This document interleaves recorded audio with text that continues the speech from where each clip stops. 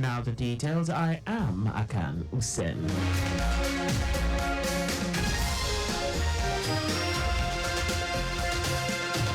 As part of measures to contain the rising cases of communicable cholera disease in the state, the Lagos State government has warned the public against drinking contaminated or untreated water in their neighborhood while ensuring that foods are prepared with proper hygiene. General Manager, Lagos State Environmental Protection Agency LASEPA, Tunde Ajayi, gave the warning while updating Lagosians on the efforts made by the agency to contain a further spread of the disease.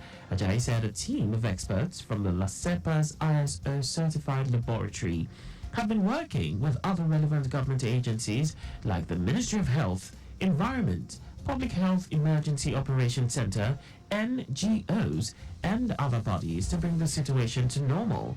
He said the result of the laboratory analysis for the sampled waters in some areas visited by LASEPA Laboratories team, including Odiolowo, Mushin, Koshofe, and Lagos Island local government areas, indicated that most of the water in those areas are contaminated as they contain substances that made them not safe to drink.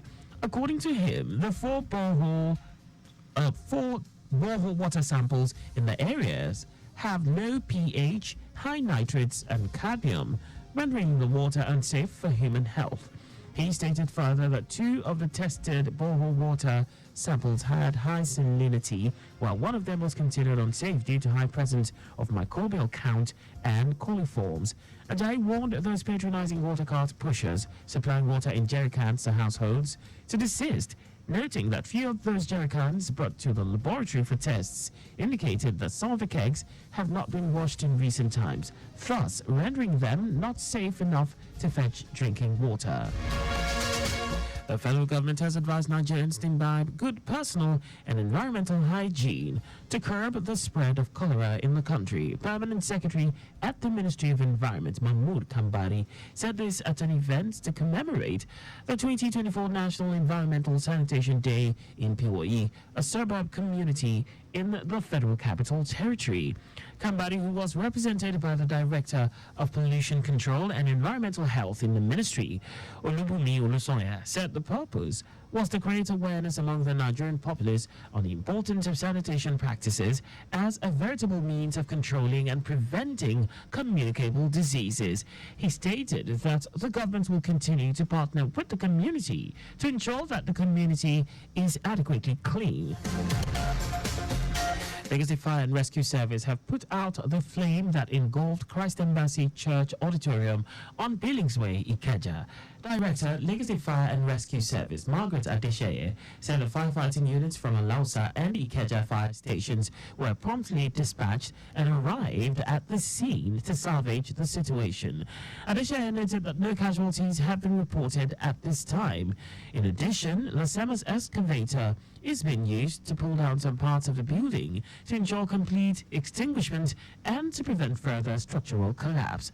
The cause of the fire has not yet been determined and investigations are underway to ascertain its origin. A special prayer has been organized by the Lagos State Muslim Pilgrims Welfare Board to commemorate the 11th remembrance anniversary of the late Alaja Abibatu Magaji, mother of President Bola Ahmed Tinubu. The prayer, which was held at Misfala, Makkah, was led by the chairman of the Ulama, Raji Opemi, while the Amir ul-Hajj, Ibrahim Layodi, board members, pilgrims, and other stakeholders were also in attendance. Speaking on the attributes of late Abibatu Magaji, a member of the Muslim Pilgrims Board, Kabir Parmule, described her as a pious, dedicated, committed, and devout Muslim during her lifetime. Amir ul-Hajj and the Commissioner for Home Affairs, Ibrahim Layodi, said 188 pilgrims will depart today on the same flight as Kebbi State pilgrims. Layodi urged them to guide their new status jealously, urging them to allow the exemplary conduct they exhibited whilst in the Holy Land to reflect their dealings with others in every sphere of human endeavors when they return to Nigeria. Now to the rest of the stories. The Minister of Aviation and Aerospace Development, Festus Keyamo, has expressed sadness over the prevalence rate of touts and extortionists at the country's international airports. Keyamo registered his displeasure over the development in a post on X, formerly Twitter. He lamented that he'd had received a series of complaints from Nigerians concerning both situations, saying it was giving the nation a negative image. The minister said practical steps to transform the situation will soon be unveiled. Kiyamo's concerns are coming less than 24 hours after the Federal Airports Authority of Nigeria, FAN, launched a task force to tackle what has become a scourge at the country's international airports. Minister of Interior Olubunmi Tunjiju has announced a series of reforms aimed at modernizing the country's immigration services, noting that the ministry has saved the government millions of naira through an automated application system. Tunjiju detailed plans to automate passport applications, introduce home delivery for passports, and implement advanced passenger information systems at airports. He said the ministry is about to go live in the next couple of days with a home delivery system for passports. The minister highlighted the implementation of the advanced passenger information and passenger name record system, which allows immigration officials to pre-profile travelers before they arrive in Nigeria. Tunjiju also revealed plans to streamline the visa application process, promising that in the next couple of weeks, once a person is in need of an e-visa to Nigeria, in a maximum of 48 hours, they will get their visa. These reforms, according to the minister, are part of the government's efforts to enhance national security while improving the ease of doing business in Nigeria. The National Association of Women Journalists, NAWAJ, has called on relevant stakeholders to bring an end to hardship and challenges faced by widows. NAWAJ National Chairperson Aisha Ibrahim said the loss of a spouse or partner is a heartbreaking and traumatic experience that no one could endure. Ibrahim decried numerous challenges that widows are facing, which include loneliness, reproach, poverty, and socio-economic and health constraints. She noted that NAWAJ will collaborate with relevant stakeholders to promote gender equity and work together to eradicate the discrimination and violations faced by widows. United Nations has designated 23rd of June as International Widows' Day to raise awareness about the rights of widows worldwide and the issues that affect them. Now to foreign news. Yemen's Houthis have claimed responsibility for carrying out a joint military operation with an Iranian-backed Iraqi militia known as the Islamic Resistance in Iraq to target 4 vessels in Israel's Haifa port.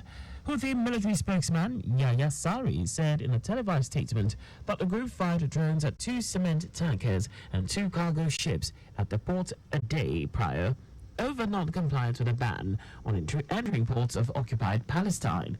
Sari added that the group had also targeted a Shorthorn Express ship in the Mediterranean Sea using drones, and both operations successfully achieved their goals. And now sports. Rivers Angels and Niger Rattles will clash in the final of the 2024 Women's President Federation Cup.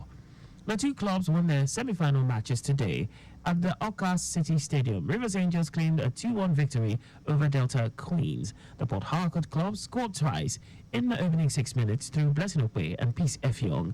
The second semi-final tie, played at the Nnamdi Azikiwe Stadium, was also keenly contested, with Niger Rattles prevailing over a 7-6 penalty shootout win over Remo Star Ladies. Both teams battled to a 2-2 draw in regulation time. The final of the competition will be played at the Moshood Abiola Stadium, Abuja, on Saturday, June 29. Just before we go, ensure the registration mark on your vehicle is clear and visible at all times.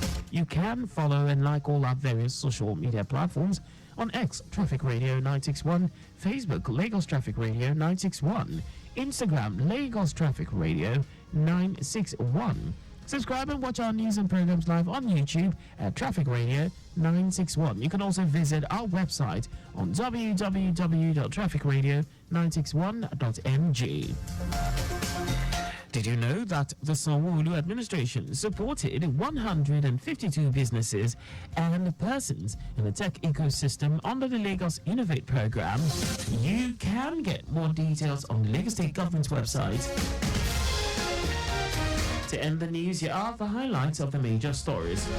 As part of the measure to contain the rising cases of communicable cholera disease in the state, the Lagos State government has warned the public against drinking contaminated or untreated water in their neighborhood, while ensuring that foods are prepared with proper hygiene. Minister of Aviation and Aerospace Development Festus Keyamo has expressed sadness over the prevalent rate of touts and extortionists at the country's international airports. Also told you that Yemen's Houthis have claimed responsibility for carrying out a joint military operation with an Iranian-backed Iraqi militia known as the Islamic Resistance in Iraq to target 4 vessels in Israel's Haifa port. And in sports, Rivers Angels and Niger Rattles will clash in the final of the 2024 Women's President Federation Cup. For contact with the newsroom, please send a message to info@trafficradio961.ng. And that ends the news broadcast compiled by Zainab Adebeshi. I am Akan Usen. Thanks for listening and please stay safe.